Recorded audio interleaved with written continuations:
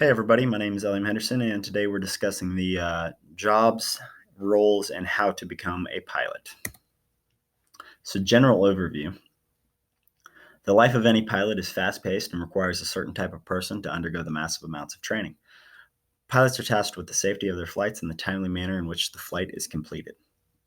As a result, the training they go through takes years and is full of stress. Pilots are also generally concerned with their health due to the fact that they must hold a first class medical certificate in order to continue their careers in the airlines.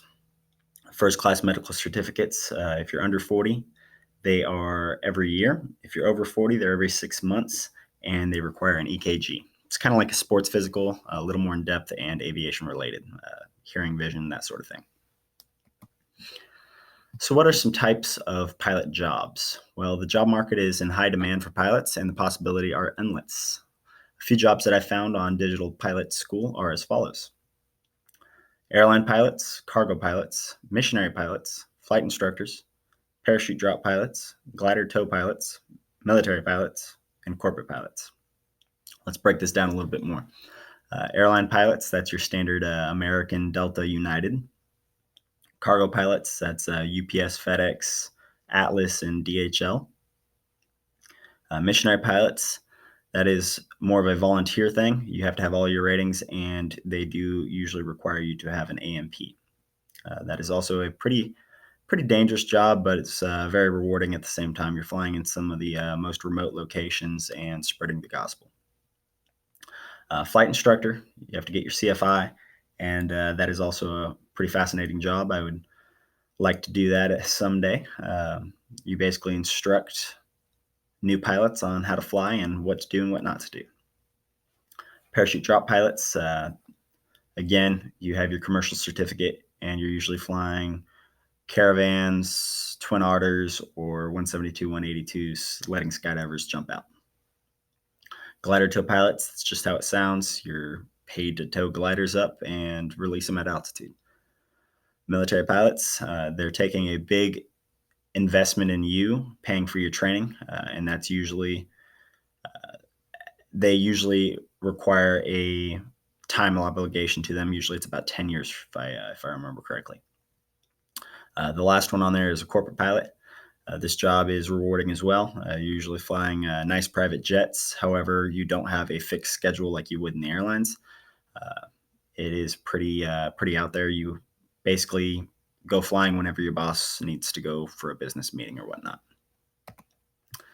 So how do you get started becoming an airline pilot? In order to become an airline pilot, in order to become a pilot in general, you must obtain your ratings, and the fastest way to do so is through a school like ATP or Liberty. So what ratings do you have to get? Well, you have to get your private pilot's license, your instrument add-on, your commercial license, your multi, your CTP and ATP, and most people opt to get their CFI, CFII, or MEI as a way to time build, or it also looks good on resumes to show that you have a dual given.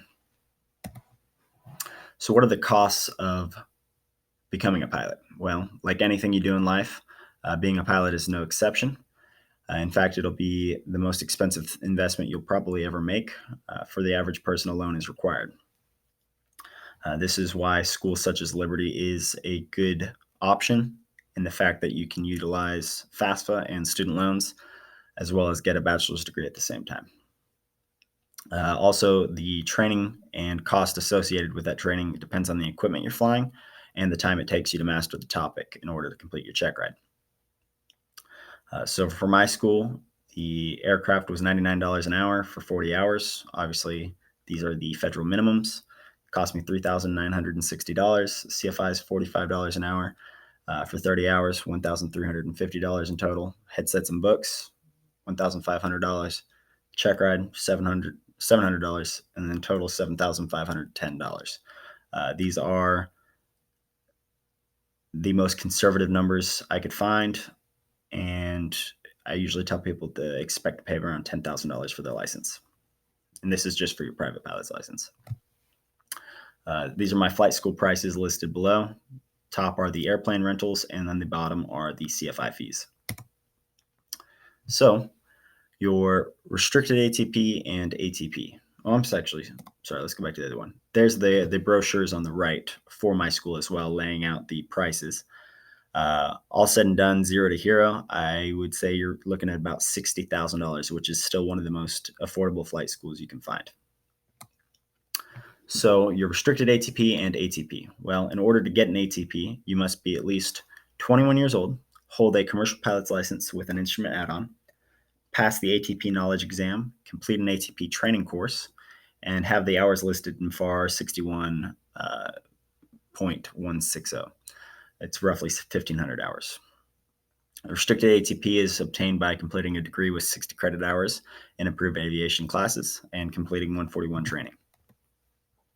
After you complete all your training, you'll have to time build. On average, you'll have around 300 hours after all your training. Obviously, you have to work towards the $1,500 hour mark. Most pilots tend to become CFIs or fly pipeline.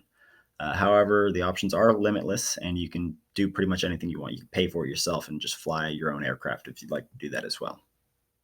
CFIs do tend to do it the quickest. CFIs at my flight school average about 100 hours a month. So why should you become a pilot? Well, there is a pilot shortage right now, and job security is high. So the pilot shortage has occurred due to the forced retirement age of 65. Forbes stated that Boeing's projected aviation will need 790,000 new pilots by 2037 to meet the growing demand. Other factors that result in the shortage is the long training, the baby boomers hitting forced retirement, and the 1,500 hour requirement in order to become an airline transport pilot. The picture breaks down where those pilots will be needed and in what fields they will be needed. The salary is another big benefit.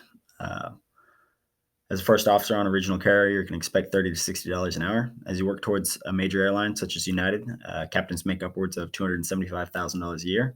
And the average pay stated by Epic Flight Academy was $140,000 a year. Most regionals do offer a bonus, however, to gain the attention of new pilots and to try to get them to fly for them for a few years. Also is a great option for building that multi-engine turbine time that the majors want to see. And the bottom right breaks down the pay scales for different airlines. As you can see here, UPS actually has one of the highest max pay scales of $227,000 a year. I do believe these numbers are a little outdated and they have gone up since then. The UPS has the biggest number here as a result of them flying the biggest aircraft, large bodies for long haul flights. You're flying mainly from Hong Kong to, or China in general, around the world to America on the red eyes, and that's why you're getting paid substantially. So in conclusion, it's one of the greatest excitements that you will accomplish. As you go through countless exams and check rides, you will experience massive amounts of stress, but the pros do outweigh the cons, and job security and pay are increasing as we speak. You'll never find a job as fun as this, and I truly wake up every morning questioning how I am so lucky. This job is not for everyone, however, and it requires a massive amount of dedication to your studies as well as health. However, in the long run, you'll find that it is worth it.